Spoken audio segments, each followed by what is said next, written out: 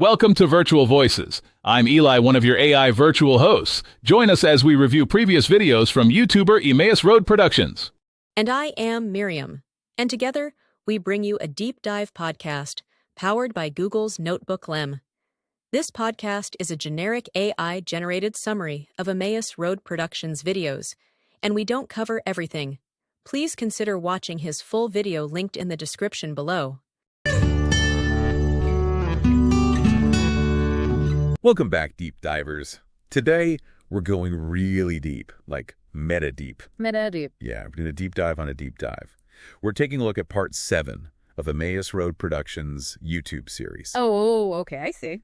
Where they review Pastor Chip Ingram's book, Why I Believe. Gotcha. Specifically, we're focusing on creation arguments. And, it's interesting because right from the start, Emmaus Road Productions and Pastor Ingram both point out that almost every culture has some kind of creation story.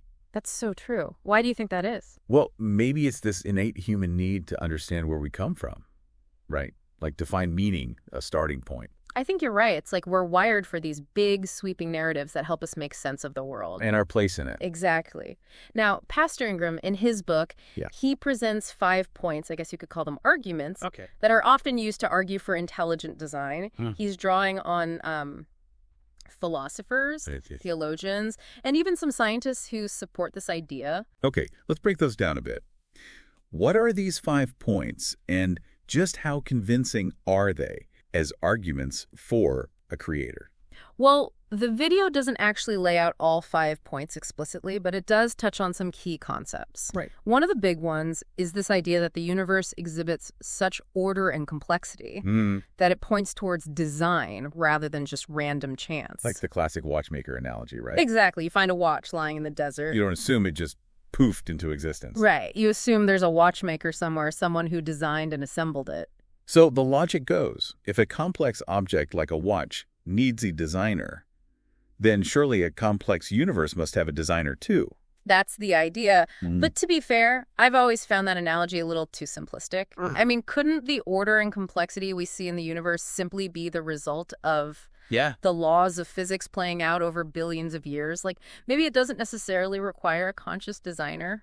That's a good point. What does Emmaus Road Productions have to say about that? Well, they do acknowledge that counter-argument, actually. Really? They say we've never actually observed something coming from nothing or order arising spontaneously from chaos. That's interesting. We use the example of like a messy room. It doesn't magically clean itself. Someone has to put in the effort to tidy up. Right. A tornado isn't going to sweep through a junkyard and assemble a working Ferrari. Exactly. But isn't that comparing apples and oranges, though? How so? I mean, a messy room and the entire universe are operating under totally different principles, right? That's true. But I guess the core question remains, where did that initial order come from? Right. Did it arise through some purely naturalistic process we don't understand yet? Or does it point to something beyond that? Something more, exactly. And that leads to another fascinating question. What's that? Even if we accept the idea of a designer, does it have to be the god of traditional religions? Oh, that's a good question. Does it have to be a god at all? Right. And this is where Emmaus Road Productions brings up some really interesting alternative theories like panspermia. Panspermia? What's that? It's the idea that life on Earth may have been seeded from elsewhere in the universe. Wait, are we talking about aliens planting life here? Not necessarily aliens as we typically picture them. It's more about the possibility that maybe the building blocks of life, or even very simple organisms, could have hitched a ride on comets or asteroids. I see. And crash landed on Earth billions of years ago. So instead of asking how life arose here on Earth, we're asking how it arose somewhere else and then traveled here. That's the gist of it. It's a mind-blowing concept. It is. It's like saying, okay, we didn't bake the cake, but someone delivered it to our doorstep. Exactly. But it still doesn't answer that ultimate question of how that cake was baked in the first place. Right, just pushes the mystery back a step. And it opens up a whole bunch of other questions. What if life is more common than we think? Yeah. What if it's scattered throughout the universe, just waiting to land on a suitable planet? That's wild. Okay, let's maybe bring it back down to Earth a little bit, literally. Sure.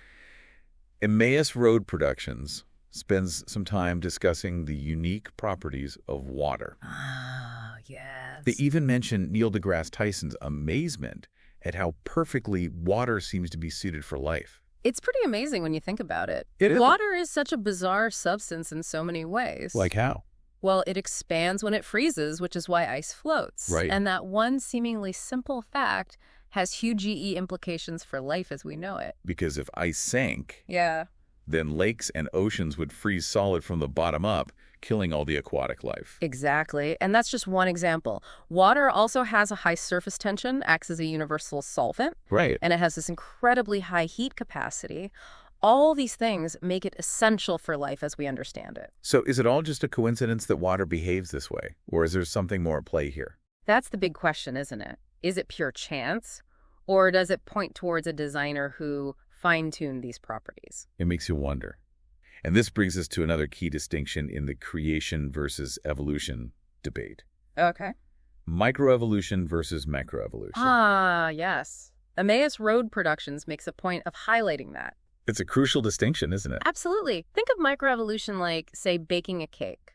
Okay, I'm following. You can tweak the recipe, add a bit more sugar, use dark chocolate chips instead of milk chocolate. Mm-hmm. You're still making a cake. You're just creating variations within a kind. So microevolution is like fine-tuning an existing blueprint, but you're not fundamentally changing the blueprint itself. Exactly. But macroevolution, that's like taking that cake recipe and ending up with a completely different dish, like a pizza. Oh, that's a big leap. It is. It's about large-scale changes that lead to entirely new species. And that's where the real controversy lies, right? Yeah. Most scientists agree that microevolution happens all the time. Right. We see it happening constantly. But this idea that those small changes can add up over time to create completely new kinds of organisms. That's where the debate gets heated. And to illustrate this point, Emmaus Road Productions shows a really interesting image. Yeah, I saw that.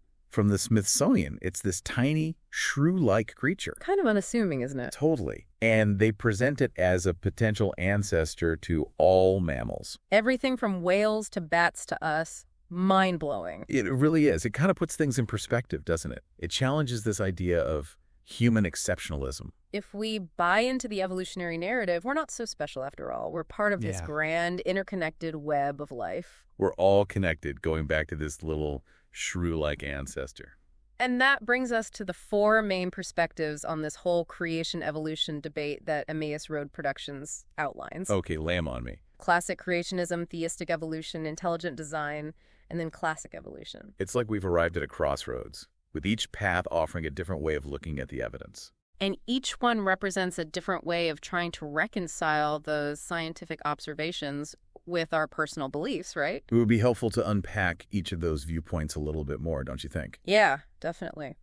Why don't we start with classic creationism? Sounds good. What are the key tenets of that perspective? Well, as the name suggests, classic creationists tend to interpret the Genesis account of creation pretty literally. Okay. They believe the universe is young, created in 6 literal 24-hour days, and they hold that God created humans separately from the animals.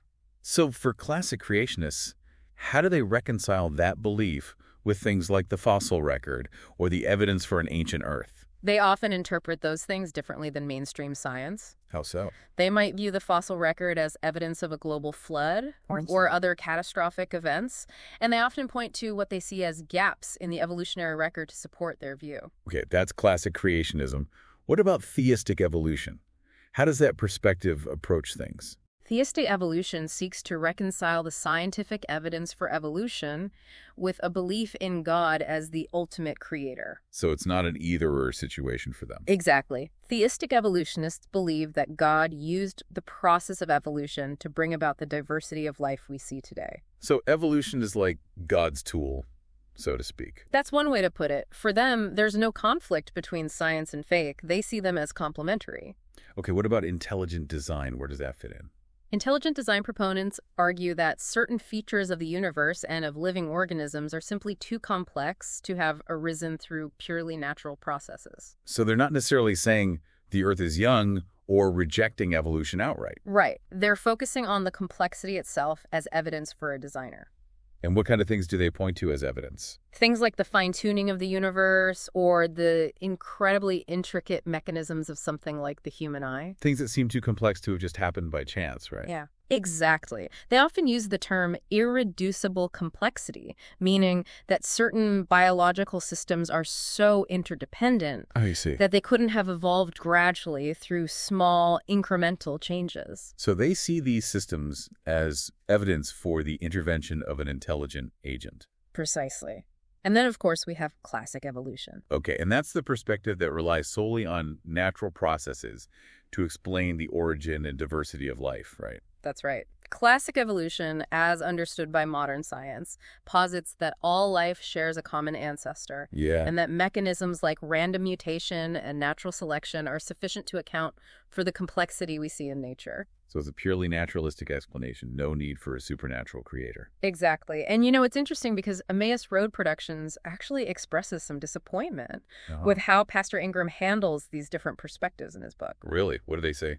They feel like he doesn't really engage with the counter-arguments to his position. Interesting. He kind of just states his beliefs without really delving into the complexities of the debate. So they're looking for a more robust defense of the creationist viewpoint, one that really grapples with the different arguments out there. Exactly. They even go so far as to say that the book might not be very convincing to someone who doesn't already share Pastor Ingram's beliefs. It raises an important question then. What kind of arguments are actually effective in these discussions, especially when you're talking to someone who holds a different view? That's the million-dollar question, isn't it? And it's one that Emmaus Road Productions tackles head-on. What do they say? They emphasize that our worldview, those fundamental assumptions we hold about reality, they really shape how we interpret evidence. So even if we're looking at the same facts, our conclusions might be wildly different. Depending on our pre-existing beliefs. It's like we're all looking at the same painting. Yeah. But seeing different things depending on our perspective, our background, all of that. Exactly. And so that begs the question. If someone is fundamentally opposed to the idea of God, will any scientific arguments for creation ever be truly convincing? That's a tough one. How do you even begin to bridge that gap? That's what we'll keep digging into as we continue our deep dive. But it highlights a crucial point. What's that? This whole creation debate isn't just about scientific evidence or philosophical arguments. It's about something deeper. Like what? It's about how we understand ourselves, our place in the universe. Right. And ultimately, I think it's about the meaning of existence itself. Those are some big questions. And that's what makes this whole discussion so fascinating, right? Absolutely. It's not about arriving at a definitive answer. It's about wrestling with those big questions and expanding our understanding. Well said. I'm ready to keep diving deeper into those questions. How about you? Let's do it. So we've talked about the urge humans have to explain where we came from, explored some arguments for intelligent design, and even entertained the idea of life hitching a ride to Earth from across the cosmos. But Emmaus Road Production brings up another fascinating point in their analysis of Pastor Ingram's book. They highlight a question that often comes up in these discussions. If humans are so intelligent, why can't we just create life from scratch in a lab? Yeah, that's a pretty common challenge, isn't it? Like, if it's so simple, why can't WE do it? Exactly. And it's a question that really gets to the heart of what we understand about life, doesn't it? I mean, we can map genomes, edit genes, even clone animals, but creating a living being from non-living matter, that's a challenge that continues to elude us. It really does highlight the mystery at the core of it all, doesn't it? It's like we can break things down to their component parts, but putting them back together in a way that sparks life, that's something we haven't cracked yet. It's like having all the ingredients for a cake, but not knowing how to bake it. We might understand the basic building blocks, but the spark, that leap from inanimate to animate, that's the mystery we haven't solved. A great analogy. And I think that's precisely why this question is so powerful in the context of the creation debate. It underscores the sheer complexity of life, even in its simplest forms. If we, with all our scientific advancements, can't replicate that process, it does give you pause, doesn't it? It makes you wonder if there's more to it than we currently grasp. If we can't do it, how could it have happened randomly? It makes you think that maybe there's a level of complexity that simply can't be explained by chance alone. And that's a line of reasoning that many people find compelling. But of course, you could also say, well, we just haven't figured it out yet. Give science a few more centuries and who knows what we'll be capable of. True, but it does make you think. Like, how long do we keep running into that wall before we entertain the possibility that maybe it's not a wall at all, but a door? A door to a completely different understanding of how life works. That's a great way to put it. Maybe we need to re-examine our assumptions about what's possible, and I think that's part of what Emmaus Road Productions is getting at in their critique of Pastor Ingram's book. Oh, how so? They point out that he doesn't really engage with this line of questioning. They feel like he could have strengthened his arguments by addressing these counterpoints more directly, like really grappling with those challenges. It sounds like they want him to go deeper, to really explore those alternative perspectives. Exactly. And one of the main areas they highlight is the whole debate surrounding the age of the Earth. Ah, yes, that's a big one. Emmaus Road Productions seems to acknowledge that the vast majority of scientific evidence points to an ancient Earth, billions of years old. But they feel like Pastor Ingram kind of glosses over that evidence instead of really confronting it head on. So they're not necessarily saying he needs to abandon his belief in a young Earth, but they want him to at least address the counter-arguments more directly, to engage in that debate. Right. And I think it comes down to a desire for intellectual honesty. Like, if you're going to argue for a young Earth, you need to grapple with the evidence that suggests otherwise. You can't just ignore it or dismiss it out of hand. It's about respecting the scientific process, even if you ultimately disagree with the conclusions. Absolutely. And I think what they're really advocating for is a more nuanced approach to this whole discussion. Instead of this us versus them mentality, maybe there's a way to find common ground. Like, how do we have a conversation where science and faith aren't seen as enemies, but as different lenses through which we can view the same reality? Exactly.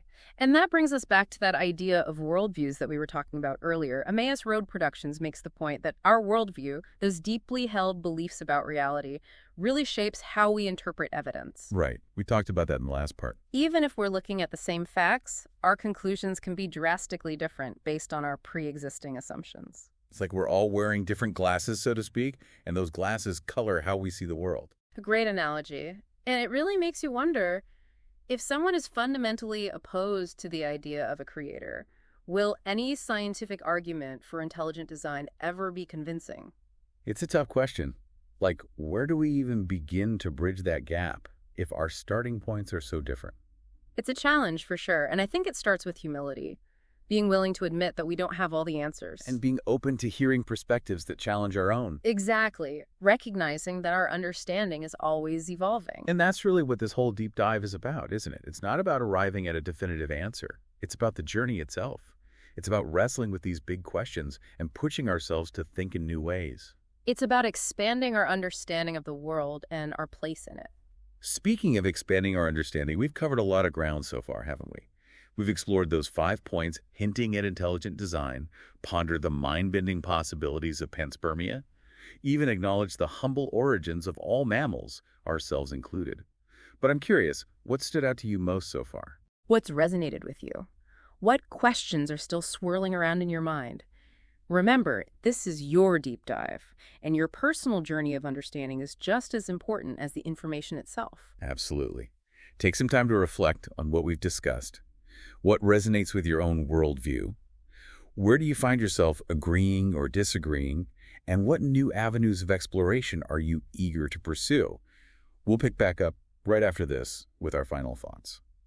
Well, we've certainly covered a lot of ground in this deep dive into creation arguments. We have. It's been quite a journey, exploring all these different perspectives and grappling with those big questions. It really has. And, I think Emmaus Road Productions did a great job of adding their own insights to Pastor Chip Ingram's book. They pushed him a bit, challenged some of his assumptions, and I think that made for a much richer discussion. I agree. I especially appreciated how they highlighted that point about the age of the Earth. Yeah. Like maybe instead of getting bogged down in that debate, right, creationists could focus on the evidence for design within an ancient universe. It's a more nuanced approach, isn't it? It acknowledges the scientific consensus while still leaving room for a creator. It's like saying, okay, maybe the universe is billions of years old, but that doesn't mean there wasn't some guiding intelligence behind it all. Exactly. And I think that opens up a more fruitful dialogue between science and faith, rather than seeing them as always being at odds. It's about recognizing that maybe they're both trying to answer different questions, using different tools, but ultimately they're both part of this larger human quest for understanding. Absolutely. And that's where the concept of worldview comes in, right? Like Emmaus Road Productions pointed out. Our deeply held beliefs about the world, they really do shape how we interpret evidence. It's like we're all looking at the same puzzle. Yeah. But we might have different ideas about what the final picture is supposed to look like. Exactly. So two people can look at the same data, the same fossil record, and come to totally different conclusions based on their pre-existing assumptions. It makes you realize that there's a certain level of subjectivity to all of this. Like, it's not just about cold, hard facts.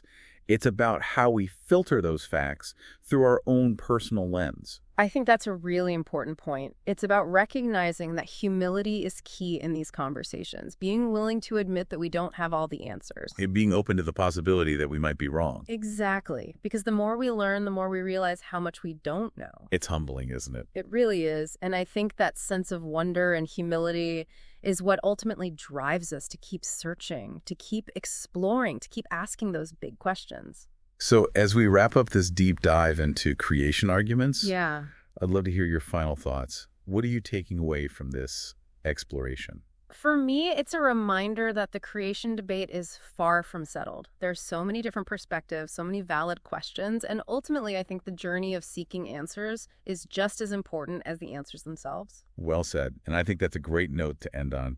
Keep searching, keep questioning, and keep diving deep. Until next time.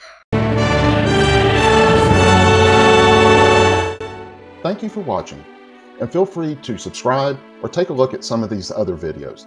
And always remember Matthew 6:33, but seek first the kingdom of God and his righteousness, and all these things will be added unto you. Until next time, have a great day.